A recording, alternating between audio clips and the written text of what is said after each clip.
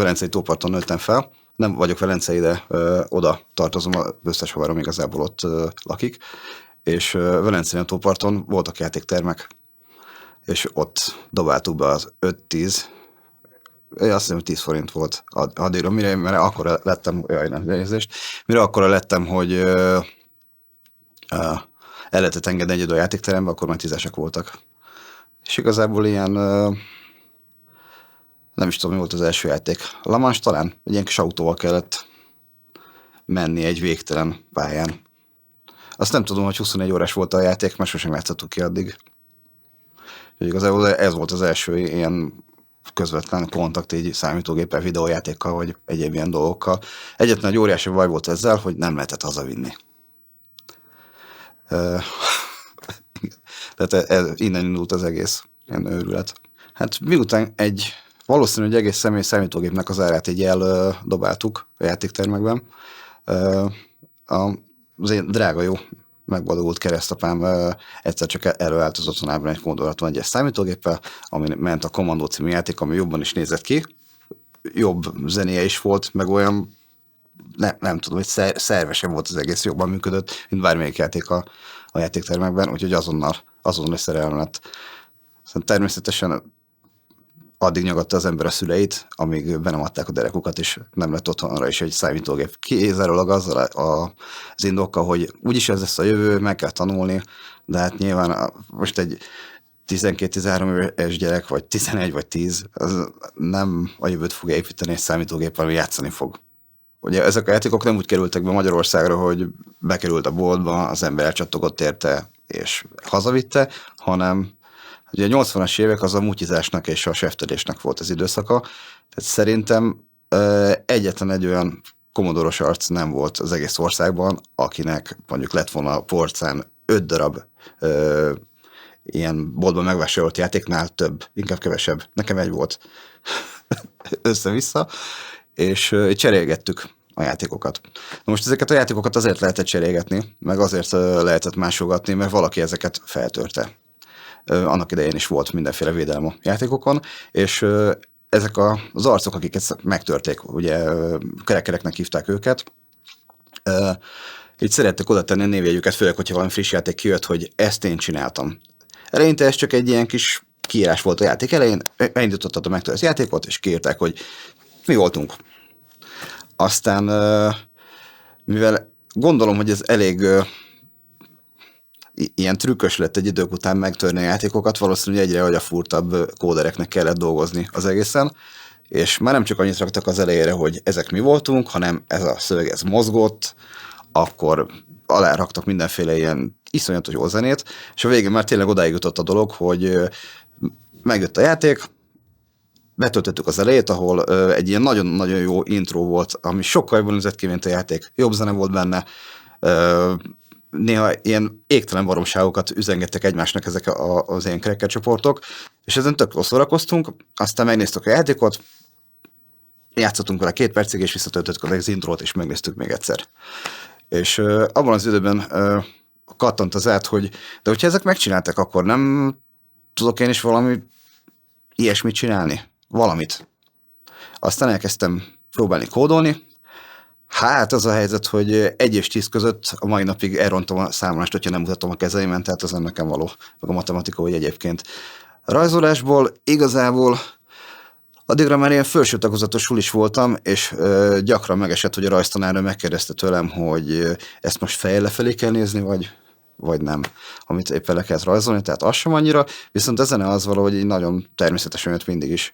Úgyhogy elkezdtem kutatni azt, hogy a manóban lehet a Commodore-nak az agyát így megbizgetni, hogy zene szóljon belőle.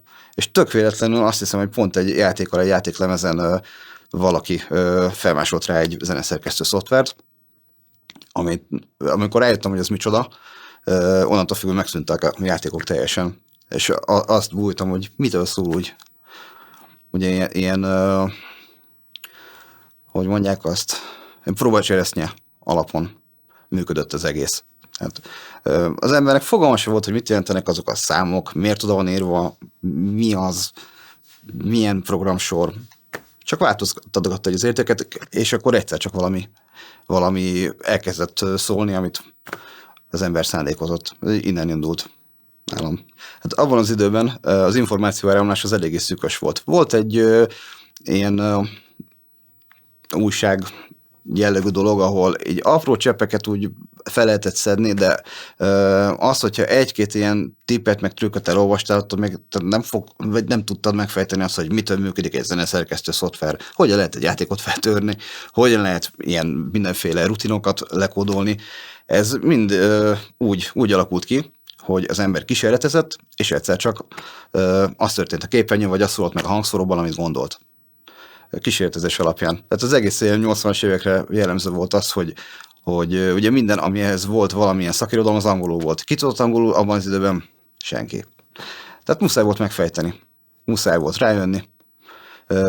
Ez különbözteti egyébként meg abban az időben felnőtt embereket a mostani fiatal generációtól, hogy ugye most a gyerekeknek a nagy része tud angolul. Akkor senki sem tudott.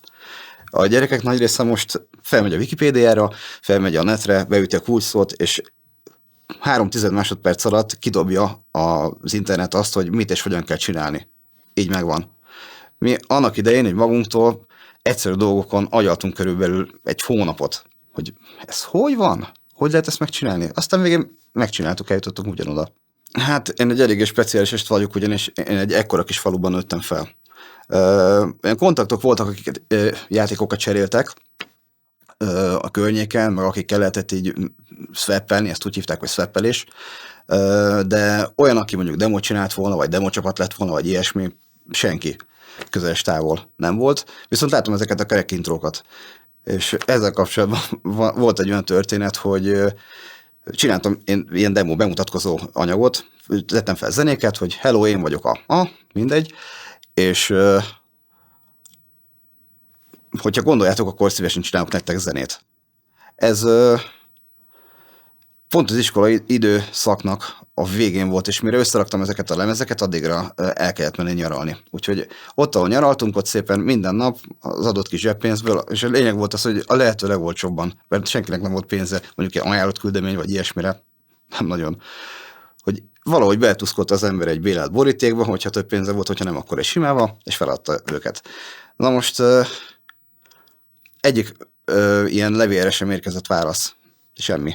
Tehát gyakorlatilag tök egyedül voltam.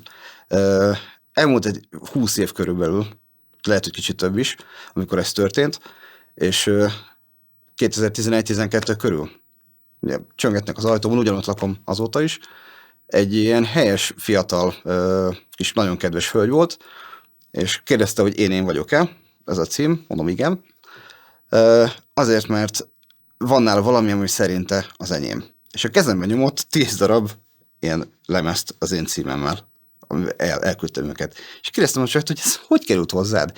És mondja a csaj szemesütve, hogy maradjon köztünk, ugye, tehát el lehet mondani, hogy a nagypapája postás volt, és kleptomániás volt az öreg. És miután elhunyt csórikám, találtak egy fészert, egy dugig rakva mindenféle ilyen dologgal, és úgy gondolta, hogy ezeket, akit megtalálja, hogy ki az adott dolog, visszajutatja neki.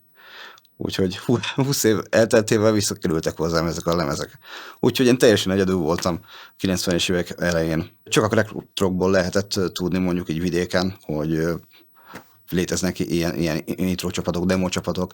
A későbbi időkben egyébként ilyen tök jó demók is jöttek, ahol nem is volt már játék, vagy semmi ilyesmi, hanem csak ezeket az effekteket, meg a zenéket rakták beléjük. De nem volt forrás. Abban az időben eléggé nehézkes volt egy vidéki kölyöknek így ebben részt venni. Mert az kell egy nagy közösség, a város, és én meg messze voltam a várostól. 2007-ben elkezdtem gondolkozni azon, hogy gyakorlatilag 2008-ban ezt 20 éve, hogy zenének. És elkezdtem előszedni ilyen régi demokazettákat, amit még annak idején 80-as évek végén csináltam, amikor elkezdtem zenélni, és kezembe akadt egy Commodore-os zenei kazetta, amin ugye voltak azok az én régi zenéim. És akkor ütött eszembe, hogy basszus, mennyit kulcsoltam én ezen annak idején, hogy ez oké legyen, próbáljuk meg előásni. És akkor lepróbáltam a 64-est, előszedtem a zenéket, és azt hiszem, hogy 2008-ban csináltam egy remix albumot, ahol ezeknek a zenéknek a rendes ilyen zenekari változatait csináltam meg, és 2009-ben mentem talán először színpartira. Tehát nekem az elején semmi nem volt, teljesen egyedül voltam. Csináltam, hogy nem tudom, 40 zenét, úgyhogy semmi. Ilyen visszajelzés nem volt. Ilyen iskolás és egy haverok rajtuk keresztül jött be mindenféle játék. Ugye nagyon sok olyan volt, akinek volt Commodore-ja, de hát nem értett hozzá senki programozás szinten, viszont játékot betölteni, meg ugye elcsépelni egymást mondjuk interkaratében, ahhoz mindenki értett. Úgyhogy igazából így cserebéltük állandóan a kazettákat, a lemezeket, és volt egy rossz szokás a környéken, hogyha valaki adott egy olyan lemezt, ami elmentette az eredményeket, akkor nagyon sokszor történt az, hogy valaki jól leverte az első helyen lévő embert, és úgy adta vissza a lemezt, hogy ezt dönts meg. 90-es évek legelején, vagy talán a 80-as évek legvégén indult a Commodore Világ nevű újság. Abból táplálkoztunk igazából. Ott voltak játékleírások, ott voltak ezek a ilyen közösségi programokra való, mint a felhívások, hogyha történt valami, mint tudom én, a Csokonaiban volt egy csomó ilyen parti. Addigra, mire ez indult, addigra én már elkezdtem zenekarozni, tehát én nem jártam ezekre, mert koncertekre jártam, ugye játszottam, de az egy nagyon nagy ilyen fellendülés, vagy ilyen forradalmi lépés volt, hogy a Commodore világban, meg igen, azt hiszem, a Commodore világ, ők szedték össze ezt a társaságot abban az időben. Ott alakult ki igazából minden amit azután a világról gondoltam, ahogyan a zeneírásra gondoltam, ahogyan az egész ilyen alkotói folyamatra gondoltam, minden ott alakult ki. Azért, mert ezt évekkel később futottam bele abba a dologba, hogy a Commodore az 3 darab hangcsatornával bír. Nincs több, nincs olyan, hogy nem szól elég jó a zeném, akkor beteszek egy negyediket, nincs negyedik. És amikor elkezdtünk másokkal is együtt dolgozni, zenét írni, akkor jöttem rá, nem is olyan régen, hogy mai napig 3 darab alapon nyugszik bármi, amit csinálok. Ugye mindenki más akkordokban gondolkodik, meg sok sáv, meg ilyen szőnyeg, olyan szőnyeg. Én meg tök egyszerűen a dob, basszus, melódia. Szép, Commodore. Tehát ugye ilyen nagyon, nagyon minimálisan, meg ilyen csináld magad jelleggel gondolkodik az ember azután, hogy a 80-as években nőtt fel. Azt mondanám, hogy az 75 utáni, 75, 76, 78 körül született gyerekek, mire hogy öntudatra ébredtek, addigra tulajdonképpen ugyanaz volt itt, mint nyugaton. Ugyanazokat a filmeket néztük. Igaz, hogy nem moziban, hanem VHS-en. Igaz, hogy nem eredeti angol nyelven, hanem magyar alámondással, ahol ugyanaz a fazon szinkronizálta az összes szereplőt. Tehát ugyanaz megvolt, mint kint, csak ilyen kicsit mutyisban. Tehát nagyon a gondolkodás, legalábbis a miénk fiataloknak nem éreztük azt, hogy úristen, most a kommunizmusból átmentünk volna valami másban, hanem eleve egy tök más dologban nőttünk fel.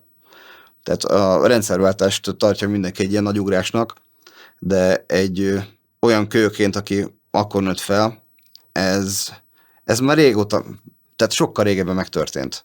Ez megtörtént azzal, hogy bekerültek olyan zenék az országba, ami igazából így a világszinten ment, még talán a Beatles idejében ez már elindult ez az egész dolog.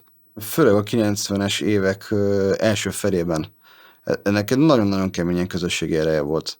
Tehát olyan barátságok szövődtek, meg olyan kapcsolatok szövődtek abban az időben, és a fiatalok között, tehát hogy ez nem egy olyan kezdeményezés volt, hogy na most fölülről próbáljuk meg a fiatalokat valamire rávenni, hanem ezt maguktól csinálták. Ugye említettem a Csokonai Művelődési Házat, az egy olyan igaz, hogy tehát nem demoparti volt, tehát nem azok jöttek össze, akik mondjuk valamit létre is hoztak a gépeken, hanem ilyen embertelen ilyen játékpornó, nem tudom, hogy lehetne ezt megfogalmazni. Tehát mindenféle megkötés nélkül orvaszájba cseréltek szoftverek, programok, gazdát. És ez mégis összehozott egy olyan közösséget, ami utána nagyon hosszú ideig így egybe maradt, és ezen alapult a generációmnak a programozói, a zenészei, egy csomó, aki számítógépes zenésze, vagy zenével foglalkozik, a számítógépes grafikusok, tehát abból a közegből kerültek ki. Érd környékén, Érd, nem is a környéken, Érd belvárosában volt egy Lengyel Piac nevű hely. Egy héten egyszer vagy kétszer, talán nem is tudom. Legjobb barátaink, hogy mondják ezt, hogy lengyel magyar legjobb barát, együtt iszza egymás borát. Hát nem csak a borát ittuk, hanem hoztak be zenéket, számítógépes kazettákat, lemezeket. Egy az egyben úgy nézett ki, mint az eredeti, de semmi köze nem volt az eredetihez. És ezeket ilyen nagyon-nagyon olcsón meg lehetett venni. Tehát amíg a boltban, mit tudom én, nem tudom, 300 forintért lehetett volna megvenni egy lemezt, addig ott meg lehetett venni 50-ért. Ugyanazt.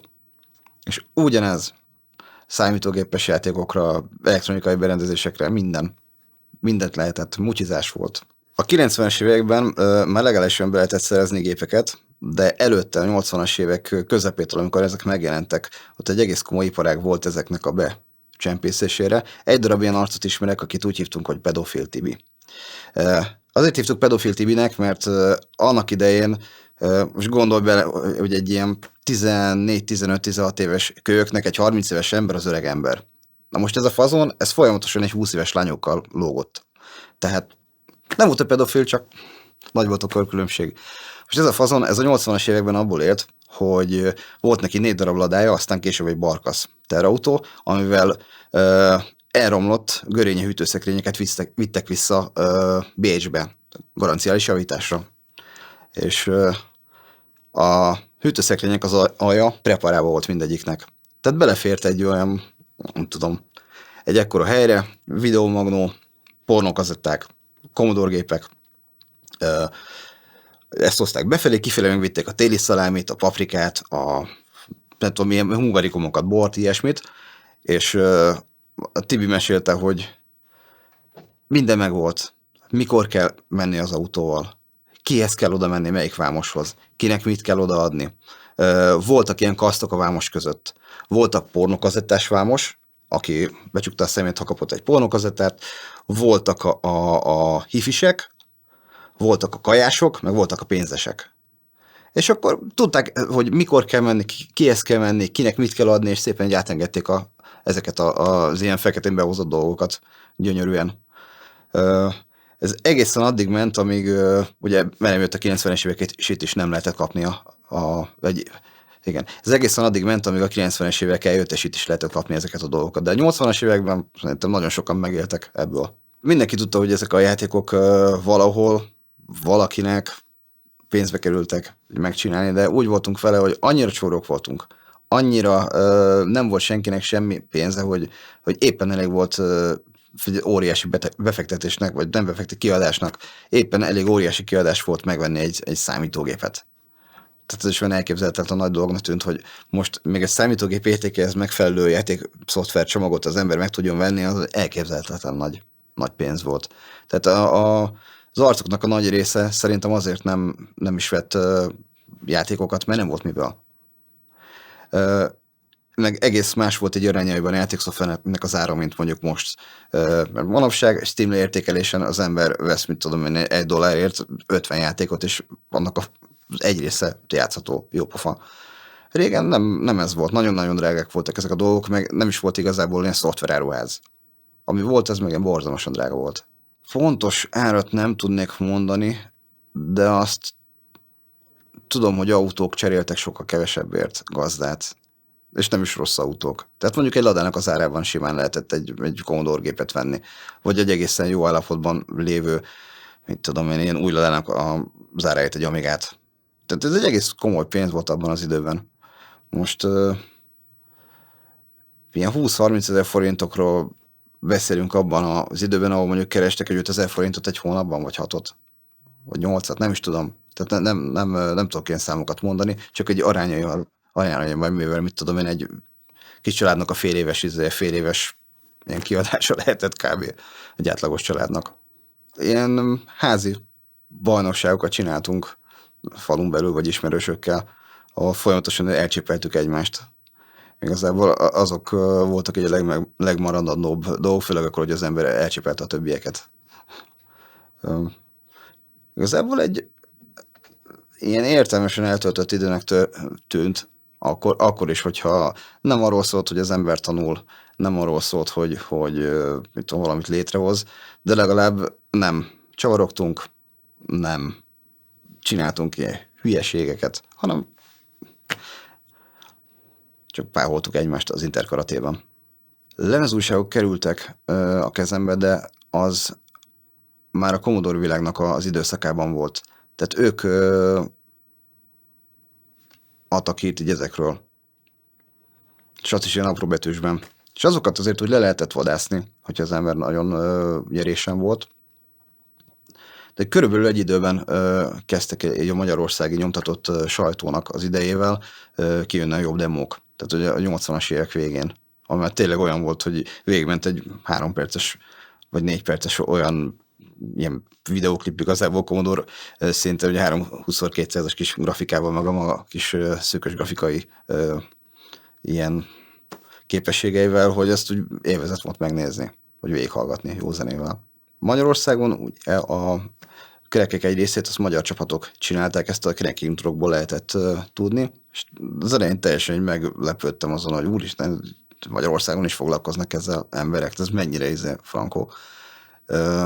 De sajnos egyikkel sem lettem kontaktba, pont a postás miatt, hogy hiába küldtem ilyen demókat, igazából ez kikötött egy öreg úrnál valahol az egyik dobozban. Akkor, amikor az ember rendesen belevesekedett ebbe az egészbe, akkor megnőtt az étvágya, amit így a baráti kör az már nem nagyon tudott kielégíteni, ezért keresett olyan kontaktokat. A Commodore világban lehetett találni ilyen arcokat, akiknél voltak ilyen szoftverek, és igen, leveleztünk velük. A levélben nyilván volt egy lemez, vagy 2, lehetőleg olcsóban próbáltuk megoldani, amit átragazgattuk egymás bélyegeit a következő levélre, meg ilyenek voltak, hogy pénzre senkinek nem volt. Éppen elég volt megadni a lemezeket.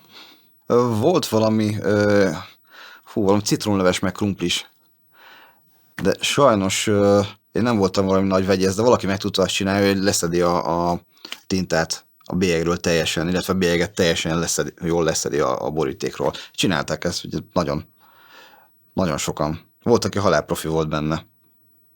Tehát szerintem, ha egy igazolványt le kellett volna gyártani falsból, ha meg volt hozzá a papír, szerintem ezek a kölykök simán megcsinálták volna. Hát egy ilyen új lemeznek az érkezése az eléggé megnövelte a karácsonyoknak a számát egy évben. Tehát mindig úgy vetettük rá magunkat, amikor főleg valami olyan játék jött ki, ami mondjuk évjátéka volt, tehát tényleg úgy oké, vagy valami olyan játéknak a következő része, ami előtte szerettünk, napokig lehozta az embert a világról. És ez nem egy egyéni élmény volt, mert hiszen mindenki, akinek volt számítógépe, azt nagyon sokszor odajöttek, és akkor nézték, hogy úristen, mi van a dobozban, mi ez a game, milyen intro van rajta, milyen zene van rajta, úristen, mennyire király. Tehát akármit mond, a számítógép, mint olyan, az egy közösségi berendezés volt abban az időben. Amikor középiskolában kezdtem el járni, akkor lettek olyan kontaktok, akik úgymond nem csak a programcseréberével foglalkoztak, vagy játékkal, hanem valamit úgymond csináltak, és csak ezzel is nem nagyon volt szerencsém, mert volt egy olyan csapat, amelyik demót csinált. Az abból állt, hogy leültek 4-en, 2 kóder, egy grafikus, egy zenész, meg én, mint zenész, és akkor csináljunk valamit, oké. Ment az észosztás, hogy kell csinálni, de csak így beszéd közben. Utána 2 órát beszéltek arról, hogy mennyire szar, mit mindenki más csinál, és megbeszéltünk egy határidőt. Az a zene, ami én elvállaltam, az meg volt a határidőre, és semmi más. Volt középsuliban egy olyan kontaktom, aki játékokat fejlesztett, aki tudod, ilyen nagy ilyen hangember volt, hogy úristen, ez a legjobb játékot csináljuk meg, és volt egy olyan játék, ahol igazából mindent nekem kellett csinálni. Most se számolni nem tudok, se rajzolni. Ehhez képest megrajzoltatta az ember velem ezeket a kis mozgó objektumokat, ugye a hátteret, meg volt valami játékszerkesztő, amivel előzős játékokat lehetett csinálni. És mondta, hogy ő majd bekapcsolódik, majd oda került hozzá a játék, ugye a masterlemez, vagy nem tudom micsoda, amin ugye a források rajta voltak, és akkor végre elkezdett dolgozni. Elrontott mindent. Tehát, előtte van az a kép, hogy fogom az embernek egy az orrát, és itt csavarom. És így, mi történt a forrással? Letöröltem, illetőleg. Hogy nagyon ezzel nem volt szerencsém, viszont volt Fehérváron, ahol suliba jártam, volt egy ilyen nagyon-nagyon profi swapper csapat. Hogy is hívták őket? Anubis? Talán. Ott konkrétan az volt, hogy egy egész lakás volt ennek így fenntartva. Egy lakótelepi lakás, ahol másoltak, adminisztráltak, ilyen hozzám hasonló fiatal kölykök, ilyen 15-16 évesen. Egyszer voltam ott személyesen, tehát konkrétan egy egész irodai legénység, komoly, kemény melóval, számítógépekkel, nyilvántartással így bonyolította le ezeket az ilyen szoftvercserés dolgokat. Volt, aki kapcsolatot tartott, tehát volt egy fazon, aki tudott angolul, és ő telefonált, de hogy a véletidéjakat, meg ilyesmit, azt honnan teremtették elő? Jó, ég tudja, nem tudom. Tehát konkrétan egy cégszerű dolog működött erre. Szerintem volt olyan, hogy pénzért terjesztették valakinek, hiszen volt, aki nem ismerte őket, vagy nem volt ilyen közvetlen személyes kontakt velük, tehát hogy az, hogy add már ide a játékodat, az ilyen, miért adjam oda? Nem is ismerlek. Akkor volt ilyen vadkereskedelem, még talán az újságokban is jelentek meg olyan ilyen hirdetők, hogy nem volt odaírva, hogy ez pénzbe kerül, de fel volt mondjuk listázva 200 olyan játék, ami abban az időben top volt, és hogyha megkerested az illető embert, vagy az illető ilyen cégszerűnek kinéző valamit, vagy klubnak, akkor azért ott elmondták, hogy hát igen, ez olyan 200 forint per darab. Tehát tudod, mutyizás. 80-as évek, 90-es évek mutyizás királyai. Arról szólt ebben az időben minden. Ez volt az egyetlen. Tehát amit láttam, hogy belülről működni, hogy tényleg ők megcsinálták egy ilyen cég szinten az egészet. És tudod, a suliba elmentek délelőtt, vagy kora délután, késő délutántól pedig bementek a cégbe gyakorlatilag dolgozni.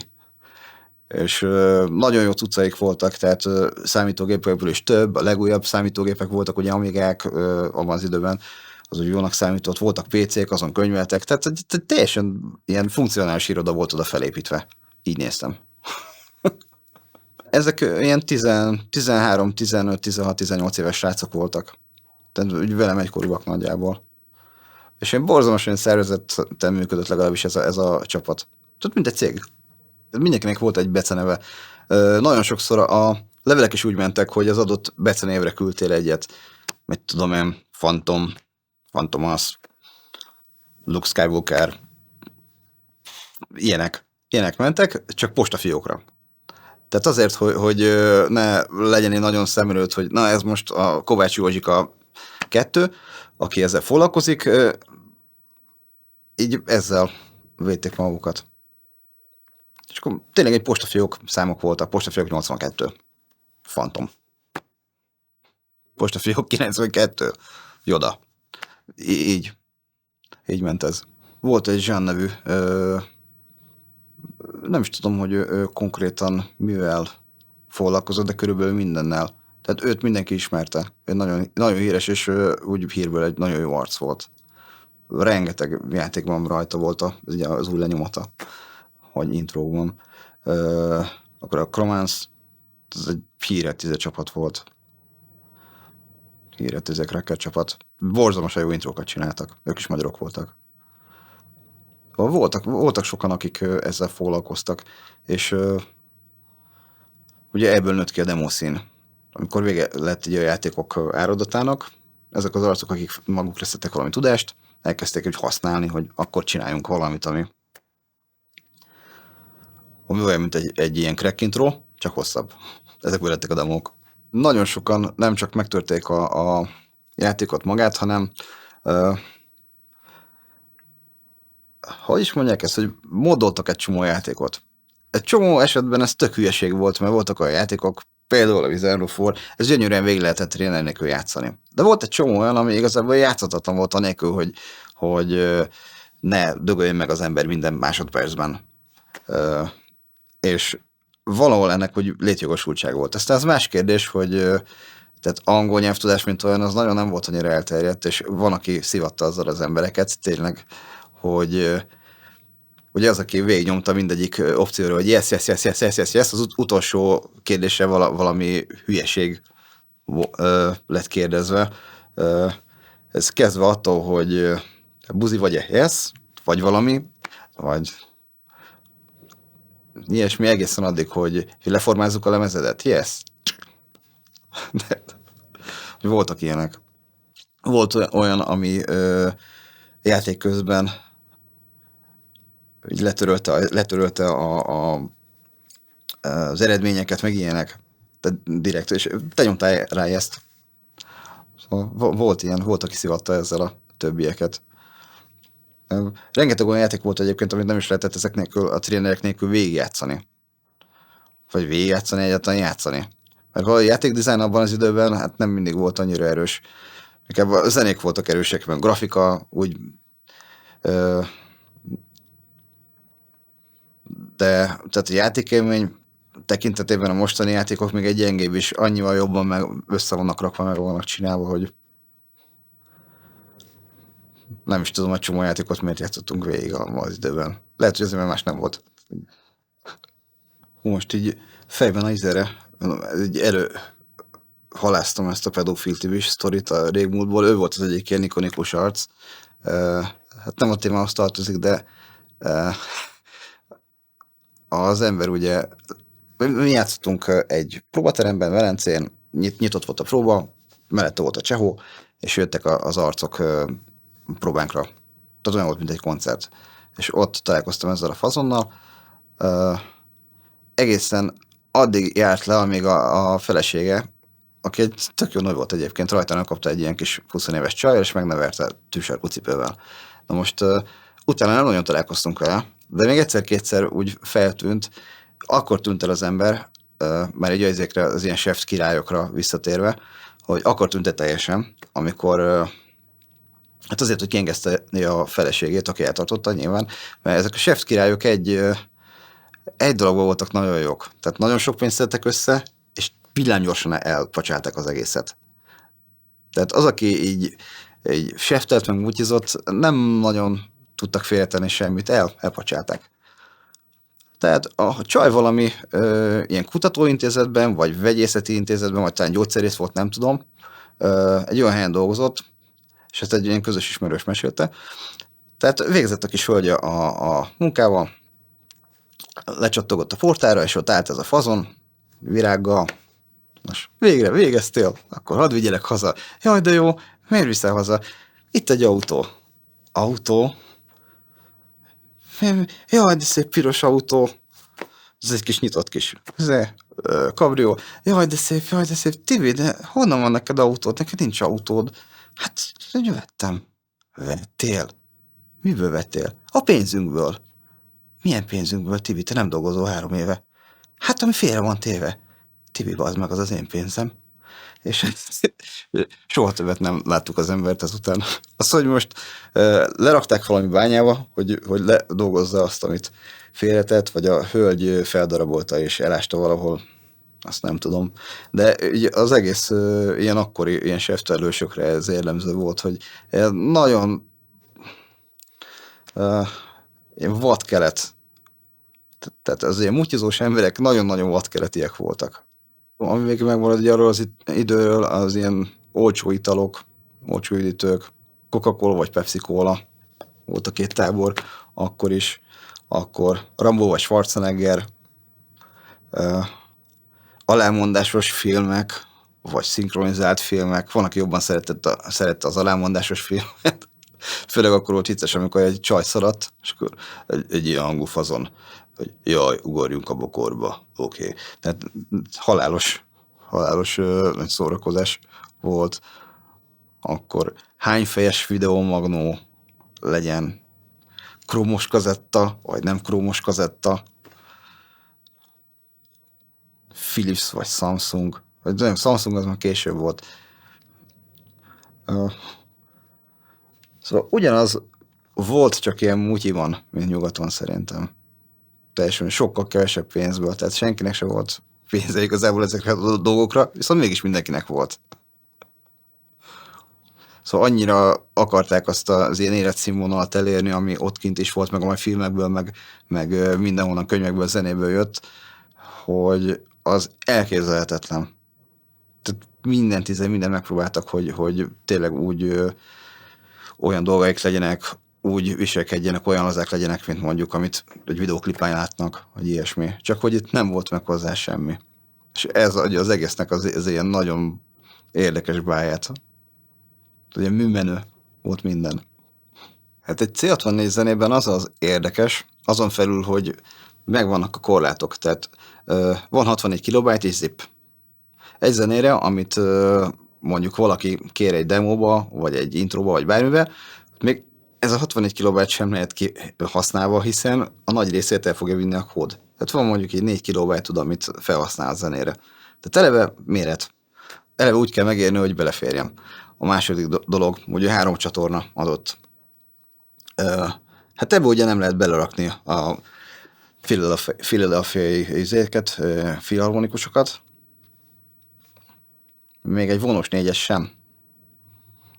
Akkor ott a következő megkötés, hogy nem olyan hangszerek vannak, hogy na, akkor ide teszek egy dobot, ide teszek egy hegedűt, oda teszek egy gitárt, hanem ilyen számok vannak. És ebből is összvisz egy 7 fajta, amit használhatsz, vagy 8. 11, 41, vagy 11, 21, 31, 41, 51, 61, 71, 81, zip. Ezek a hangszerek. Ezekből lehet összerakni ezeket a hangokat. És ez sem úgy van, hogy na most akkor megszól egy gitár, hanem megszól egy olyan hang, hogy és ezt, hogy modulálod meg ahogy leprogramozott, hogy mi szóljon, abból lesz ennek a hangja. Például lovat. Az egy elég kemény meló.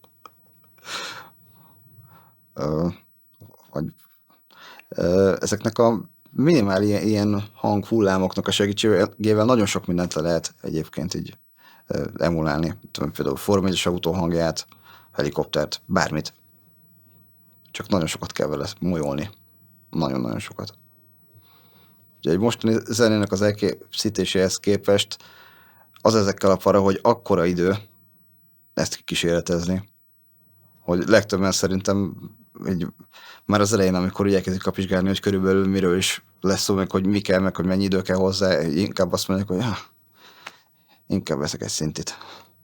80-as években az jut mindig eszembe, hogy mindig meleg volt.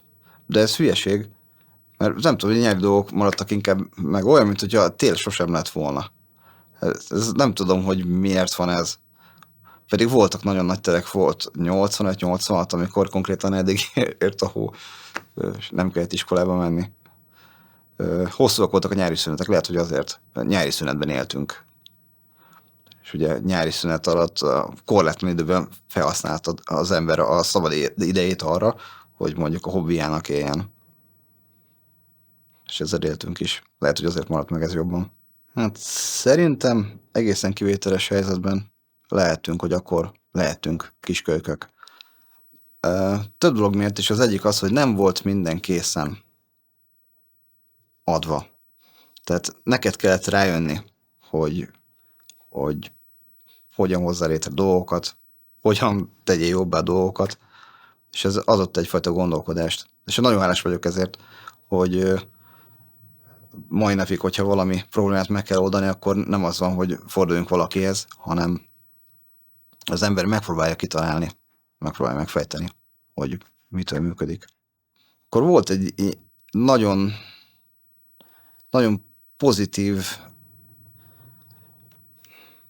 ilyen ősznépi lelkület, vagy nem is tudom, hogy mondjuk, hogy mindenki érezte, hogy az az ilyen szájbarágos demagóg baromság, ami egészen eddig volt, hogy ez el fog múlni. És hogy ez egy folyamatban van, hogy valami más lesz, valami jobb lesz, valami új lesz. Az most nézőpont kérdés, hogy ez jobb lett-e, de hogy új, az biztos. Az mondjuk az akkori generációnak az egy nagyon nagy ajándék volt, hogy nem volt minden készen. Ki kell találni dolgokat. És igazából óriási probléma megoldók születtek abban az időben. Pont ezért már rá voltak kényszerítve, hogy kitaláljanak dolgokat, amik nem voltak adottak. Nem volt megmagyarázva, rá kellett jönni. Természetesen az ember olyan jövőképet képzelt el akkor magának, mint amit mindenki más, hogy lesz egy szép háza, lesz egy kedves felesége, jópofa gyerekei, lesz egy normális munkája. Ehhez képest lett belőlem egy zenész, és ebből semmi sem valósult meg. Az élet az hoz furcsa dolgokat. Ha 50-szer kéne újra kezdeni, akkor is ugyanígy csinálnám. Volt egy olyan szokásunk, ami nem tudom, fél idiótának tűnik, de mivel a Commodore-t nem lehetett hordozni, így valamennyi ilyen valóság alapján mégis volt, hogy felvettük magnókazettával a játékoknak, meg a demóknak a zenéjét, amelyik tetszett, és akkor azt hallgattuk.